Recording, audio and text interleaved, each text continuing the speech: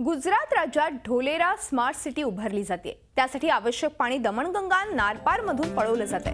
समुद्रात धरण बांधून हे पाणी अडवलं जाणार आहे। या स्मार्ट सिटीमुळे भविष्यात मुंबईच्या वर्चस्वाला आव्हान दिलं जाणार आहे। आणि ह्याच संदर्भात जल अभ्यासक राजेंद्र जाधव यांच्याशी चर्चा केली आमचे प्रतिनिधी योगेश खरे यांनी।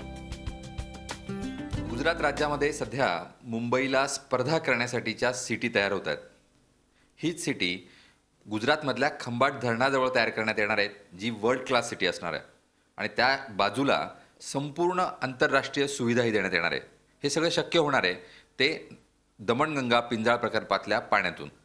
हे पाणी कसं नेलं जाणार आणि कशा पद्धतीने मुंबईचं महत्त्व हे कमी केलं जाणार हे आपल्याला समजावून सांगतायत राजेंद्र जाधव। आपण त्यांच्याकडून जाणून घेऊया की नेमकं कशा पद्धतीने हे पाणी नेलं जाणार आहे आणि कशी ही सिटी तयार होणार आहे।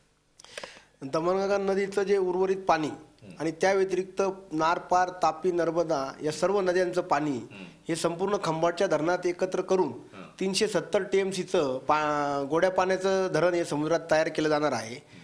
आज गुजरातचा जो वाटा आहे कार्गो हँडलिंग मधला हा 38%।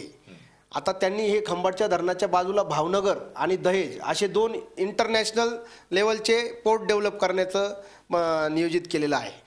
आणि हे जे पोर्ट आहे JNPTच्या धर्तीवर तयार करण्यात येणार आहे।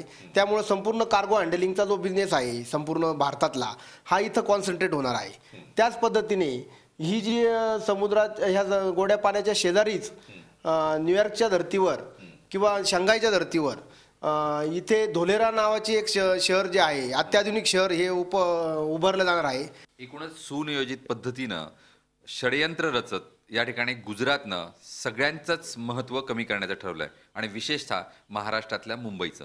त्यामुळे येत्या काळात केवळ मुंबईची अर्थव्यवस्थाच गुजरातमध्ये जाणार असं नव्हे तर महाराष्ट्राचं पाणीही गुजरातमध्येच जाणार आहे।